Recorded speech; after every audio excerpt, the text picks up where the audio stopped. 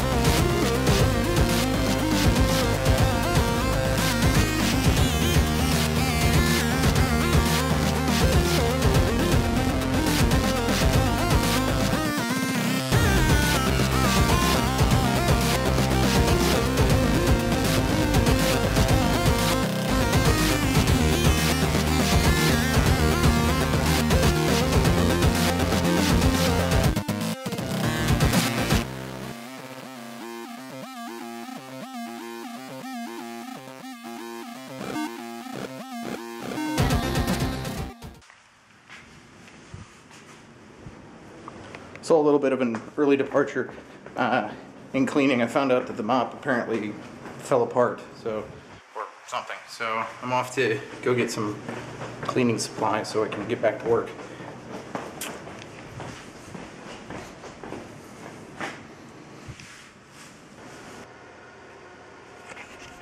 So it's about 3 o'clock in the afternoon, and I've finished kind of cleaning and picking up. Everything's been cleaned and repositioned, and hopefully the camera will focus. There we go. And so the studio is all cleaned up, and now I'm really happy about that. And so I've decided, what the heck, I'm going to rebuild this computer here because it's having some problems because of, I don't know, I think it's gotten hijacked, so whatever. So I'm going to rebuild it and get it back up and running, and because rebuilding computers is boring, I'm going to watch some red letter media while I do it. More if something happens, I guess. So I finished rebuilding the computer, and it's as clean as it could ever really be. Simple Firefox and VLC player, as well as I installed Microsoft Security Essentials, and we're doing some scanning and whatever. So all that stuff is done and good to go. So I figured I'd take a little chance to take a look at this headphone amp that Chris has delivered up here. So I figure I'd take a look, open it up, and see what's in it, and see what's kind of how it's laid out, because I've always wanted to build amps, at least headphone amps. So I'm gonna open this one up and see what's inside. Alright, let's take a look here. We've got our HA400D headphone amplifier. Model, I guess that's a model number. Model number H400D. Some serial number information. Not really anything, I guess, extremely useful. So this one's not in terrible condition. It's missing a one controller for the.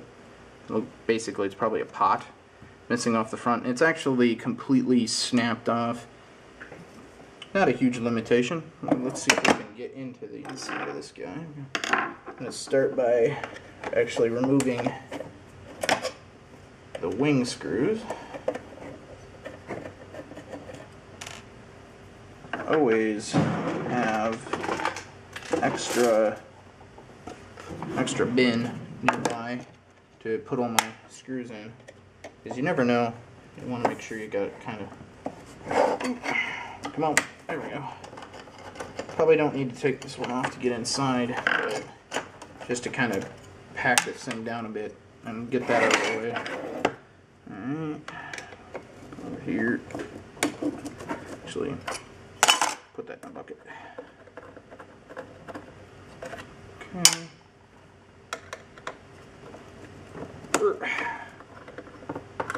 It's like no one's ever opened this before. Okay. There's the second one. In the back we've got two flatheads.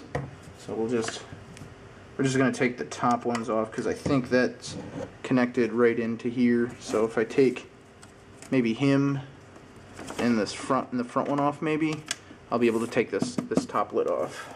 So I'll start with the back here. Oops.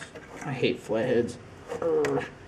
Who's ever out there making products, if you're like trying to decide what fastener to use, and you're like, a flathead, that's it. Just go outside and throw yourself off the building or something.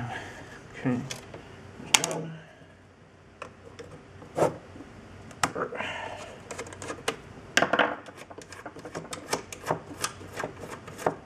There's two.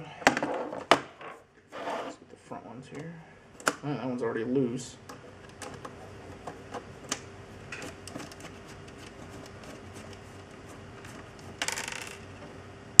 Okay. Oh, this one's loose too. Oh. Maybe it's had a rougher life than I thought. There we go. Those are out. Yep. Shoom. Not really a whole lot going on inside. Let's take a look at what we got. Well, we got a power in. That's coming over to a transformer. And okay. So yeah, we're jumping. It jumps. Power in, bam, and then we're actually going through our fuse. So we're our fuse here. Then it comes back out and jumps to the front for our switching, which is pretty normal. And then we come back and into our power system, into our power right here. So then we take and power into here. Get some nice filtering. And let's see, that filtering. Can't really see where we go from there, but we can see we got a 15 volt DC. Plus and minus, and a ground, and then that comes over to here. So that might be feed. This might be power to feed to the rest of the circuitry. All right, left and right channels. What are we looking at? I don't really know. Got some chip names. See if I can get close enough. If it'll focus. Nope. This is not the... Okay. I'm going to take some pictures of the chips, and I'll be right back.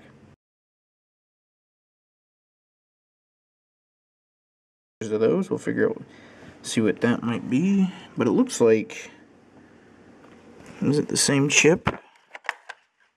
Let's go this way. I can't see. I don't have enough light. The TL07... TL072CN.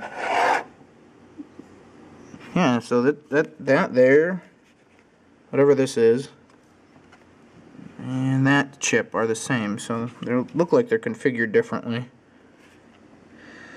So I'm not sure. They may not be doing the same thing, but anywho.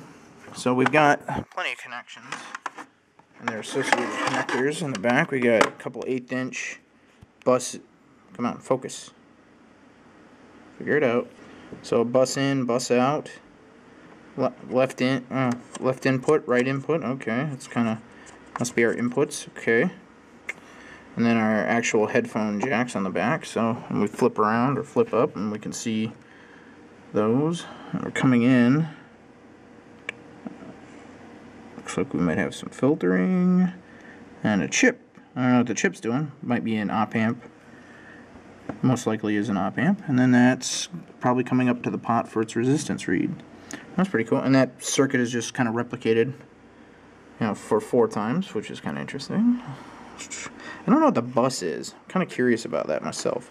I'm not really sure what that bus actually means. If you know what it means, let me know, because I like audio, but I'm not like an audio engineer or anything. So I took a look at some of the front pots here, and I tried to get a photo of them, but it looks like they're 56k ohm resistor. No, 50k and then 50k, and then it's 627M. I'm not sure what's actually. So we got 4 of those. It's an interesting little thing. It'd be kind of interesting to. I'd like to. I guess in the grand scheme, it'd be kind of nice to make our own op amp or our own headphone amp that service more than 4, so we could have you've got 1, 2, 3, and 4, but then we typically end up with 5 and 6, and who else knows what could happen. So it'd be nice to have 8, and I wonder if I take a look at this chip, or maybe if I play around with this enough, I can figure out how this is actually constructed. I could maybe make one that's an 8, but the addition of 4 would be nice if I could fix or replace that pot right there with whatever it takes here. This is kind of interesting. It looks like it's maybe like 2 pots. I don't know. So that's the So that's the inside of the HA400D headphone amp. Seems pretty straightforward, but the thing that I always like, and the reason I like to look at the insides of these is has a lot to do with really RF and audio stuff can sometimes be tricky, and you end up finding like little tricks how somebody puts something together. And there's more parts that are video related around here, like video for the security systems and whatnot, and it'd be interesting to open up and look into, but well, maybe that's for another day. So that's the day. A little bit of cleaning, a little bit of playing with the preamp stuff, but all in all, just kind of a low-key kind of day, which is exactly the kind of day I needed today. With my back kind of still out of commission, I can't do a whole lot of lifting right now. So yeah, I know I'm wearing a backpack, but it's really light. It's all it got. All it has is my laptop in it. So that's it. See you, Marcus. Wave, Marcus. So that's it.